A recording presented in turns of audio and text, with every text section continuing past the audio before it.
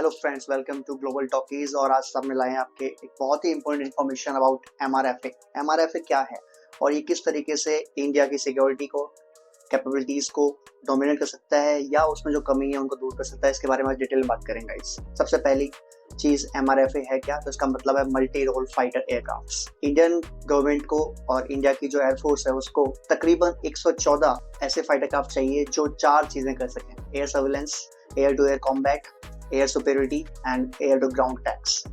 इसके लिए 2020 में इंडियन गवर्नमेंट ने एक टेंडर जारी किया था जिसमें बहुत सारी कंपनीज इंटरेस्टेड थी। उन कंपनीज के बारे में बात भी करेंगे आज और जानना चाहेंगे कि ये क्यों जरूरी है इंडिया की सिक्योरिटी के लिए। आपको सबसे पहले बता दूं कि काफी टाइम से अदर देन राफेल जो फाइटर प्लेन लिए हैं वो भी 2016 में लिए हैं इंडिया ने। इससे पहले जो फाइटर प्लेन लिए गए थे वो बहुत साल पहले लिए गए थे। तो जो इंडिया को टोटल रिक्वायरमेंट है 42 स्क्वाड्रन्स की। स्क्वाड्रन क्या होता है? एक स्क्वाड्रन का मतलब होता है 18 से 20 एयरक्राफ्ट।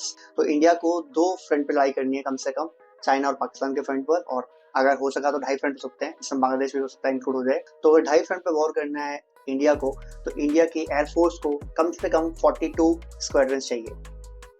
इसकी कमी काफी टाइम चल रही है क्योंकि इस टाइम जो इंडिया के पास है वो 30 से 31 स्क्वाड्रन ओनली है, यानी 11 से 12 ऑलरेडी शॉर्ट है। उसके अलावा आपको पता होगा कि जो MiG-21 था इंडिया का वो रिटायर हो गया है ऑलरेडी। उसके अलावा जो जैगुआर है, मिराज है, वो बहुत पुराने फाइटर प्लेन्स हैं, ये भी अगले 4-5 साल में रिटायर हो जाएंगे, तो फिर बहुत ज्यादा शॉर्ट हो जाएगा। और पाकिस्तान की जो एयरफोर्स है वो इस टाइम आपको पता होगा चाइना की वजह से या चाइना की मदद से अपने आप को अपग्रेड करती जा रही है। ठीक है, उन्होंने JF थंडर भी ले लिया है उन्होंने काफी टाइम पहले।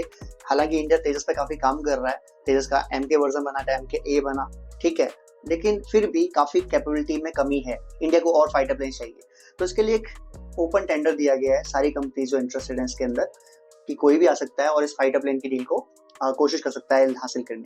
कौन कौन सी कंपनीज है तो जान लेते हैं इनके बारे में। सबसे पहले राफेल है, जाहिर सी बात है, आपको पता ही होगा कि जो राफेल है वो डसाल्ट एविएशन कंपनी का फाइटर प्लेन है। और डसाल्ट एविएशन पुरानी है इंडिया के लिए क्योंकि जगुआर जो फाइटर प्लेन इंडिया उड़ा रही है वो ऑलरेडी इसी कंपनी के फाइटर प्लेन है। तो डसाल्ट आने की वजह से काफी चीजें सही हुई, लेकिन इसमें एक प्रॉब्लम है दोस्तों।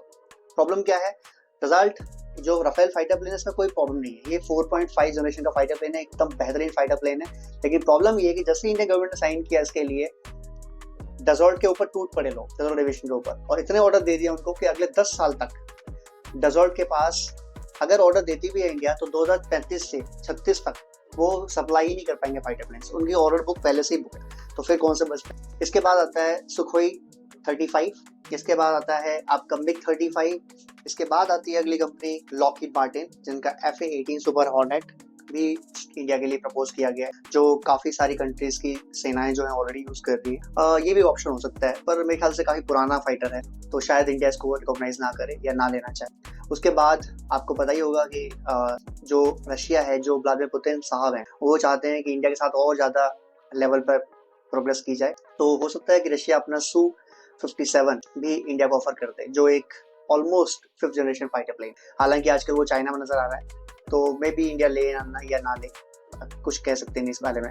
एक और फाइटर प्लेन है ग्रिपेन, जो कि स्पेन का है और ये काफी अच्छा फाइटर प्लेन है। लेकिन प्रॉब्लम यहाँ पर ये आती है जो मेरे ख्याल से कि तेजस और ग्रिपेन में काफी समानता है। तो अगर इंडिया को चाहता है कि तेजस ऊपर जाए तो इंडिया विल अवॉइड कि वो ग्रिपेन को परचेस करे। और खाली जो इतनी बड़ी डील होती है, मल्टी बिलियन डील जो होती है, उनमें एक ऐसी कंट्री से डील करते हैं आप जो आपको और भी चीजों में हेल्प कर सकती है। स्पेन जो है छोटी कंट्री है, इतनी ज्यादा दबदबा नहीं है उनका, तो इससे शायद इंडिया मुझे नहीं लगता कि डील करे। इसके बाद एक और फाइटर प्लेन जो काफी चर्चा में रहा था, राफेल के लास्ट टाइम बिल्कुल कॉम्पिटिशन में था, बराबर में था, लेकिन इंडिया ने अवॉइड किया उसको लेने के लिए, वो है यूरो फाइटर टाइप। ये UK, इटली, जर्मनी ये मिलके बनाते हैं इसको, और ये यूरोपियन फाइटर प्लेन है। ये भी एकदम राफेल जैसा ही है, कई मायनों में राफेल से बढ़िया है ये फाइटर प्लेन, लेकिन शायद इंडिया इसको ना प्रेफर करे। मुझे लगता है कि हो सकता है ये डील अमेरिका को मिले। अगर अमेरिका अपना F-35 ऑफर करता है इंडिया को, तो मुझे लगता है कि इंडिया जरूर F-35 को जाना चाहेगा, क्योंकि इंडिया को एक 5th जनरेशन फाइटर प्लेन की बहुत जरूरत है, क्योंकि चाइना के पास J-20 ऑलरेडी है, जिसको वो 5th जनरेशन प्लेन प्रेफर कर रहे हैं, बोल रहे हैं कि ये है। हो सकता है कि पूरा कंप्लीट ना भी हो क्योंकि चाइनीज कॉपी है वो अमेरिका के F-35 की, लेकिन फिर भी कैपेबिलिटी उसकी अच्छी है। तो इंडिया हो सकता है कि F-35 के ऊपर जाना चाहे अगर उसको प्रोसेस में देते हैं तो। एक और कंपनी है लॉकहीड मार्टिन, जिन्होंने F-21 ऑफर किया है इंडिया को। ये जो F-16 फाल्कन फाइटर है, उसी का ही जो एनवायरनमेंट है, जो बेस है, उसके ऊपर तैयार किया गया है। लेकिन वो ये कह रहे हैं कि ये सिर्फ हम इंडिया के डिजाइन करेंगे, सारी जो कैपेबिलिटी चाहिए इंडिया को हम उसको ध्यान में रख के डिजाइन करेंगे और हम ये इंडिया में ही बनाएंगे 100%। हम किसी को नहीं देंगे फाइटर प्लेन कभी। लेकिन मुझे लगता है कि लॉकहीड मार्टिन को अपना F-21 देने की जगह F-35 देने की सोचनी चाहिए। अगर वो प्रेफर करते हैं तो माइट भी इंडिया जा सकता है इसके लिए। बट एनी हाउ इंडिया को 114 फाइटर प्लेन की बहुत जरूरत है, सख्त जरूरत है।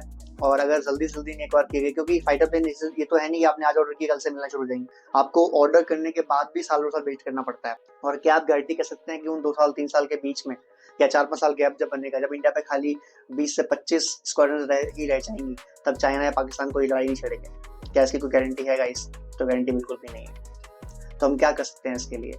आपको पता होगा कि DRDO इस टाइम अपने बहुत ही बढ़िया एक UAV पे काम कर रहा है, जो UAV ऑलरेडी उन्होंने चला दिया है और वो कोशिश कर रहे हैं, और वो स्टेल्थ है, यानी वो जो UAV है वो स्टेल्थ है, वो नजर में नहीं आता किसी के। तो वो कोशिश कर रहे हैं कि क्यों ना इसी को एक फाइटर प्लेन में बदल दे। अगर उसमें एक फाइटर प्लेन चलाने वाला बंदा बैठ के लड़ाई कर सकेगा तो फिर तो बेहतरीन काम हो जाएगा। क्या लगता है गाइस, इंडिया को अपने MRF पे किस फाइटर प्लेन को परचेस करना चाहिए? आपकी सजेशन दीजिए, आपके हिसाब से कौन सा सही लगता है। मेरी पर्सनल चॉइस जो है वो मैं जानना चाहता हूँ अमेरिका के साथ। उसके रीजन है, आने वाले टाइम में हमें अमेरिका से काफी हेल्प चाहिए होगी और ट्रांसपोर्ट टेक्नोलॉजी जल्दी कर सकता है। लेकिन प्रॉब्लम अमेरिका में ये आती है, वो जल्दी कोई चीज देते नहीं, बहुत डिले करते हैं, वो बहुत अटका के लटका के रखते हैं। और ये भी पॉसिबिलिटी है कि कल को अमेरिका से हमारी ना बनी तो वो चीजें डिले कर देंगे, छोड़ सकते हैं। तो इसमें ये प्रॉब्लम है, इसके अलावा कोई प्रॉब्लम नहीं। राफेल बहुत ही अच्छा फाइटर प्लेन है, ले सकते थे, लेकिन क्योंकि 10 साल ऑलरेडी डिले है, इतना तो टाइम हमारे पास है ही नहीं। इतना हो सकता है तब तक तो हम जो हमारा तेजस है MK2 भी बना लें, हमारा जो ऑलरेडी बनने पाइपलाइन में 5th जनरेशन फाइटर प्लेन है उसको बना लें, तो तब तक तो हमें काफी चीज ऑप्शन मिल जाएंगी। तो वो 10 साल का गैप तो बहुत बड़ा है। क्या ग्रिपन हो सकता है इस मामले में, या यूरो फाइटर टाइफून हो सकता है? क्या पॉसिबिलिटी लगती है आप लोगों को, ये बताइए। और अमेरिका के अगर फाइटर प्लेन्स अगर लेते हैं हम तो कौन से लेंगे? मुझे लगता है रशिया पे नहीं जाएगी इंडिया, क्योंकि बहुत सारे सैंक्शंस हैं और जितना चाइना से रशिया लिंक है, सारे जो फाइटर प्लेन इंडिया के पास है रशिया के, वो सारे फाइटर प्लेन चाइना के पास भी है। तो उसका कोई फायदा होता नहीं है, डोमिनेंस में कोई फायदा नहीं मिलेगा आपको अगर सेम टू सेम मिल जाएगा तो। खैर, आप लोगों की क्या राय है वो बताइए प्लीज, एंड ऐसी ही इन्फॉर्मेशन लेके आएंगे आपके लोगों के लिए। सब्सक्राइब कीजिए, शेयर कीजिए। Thank you.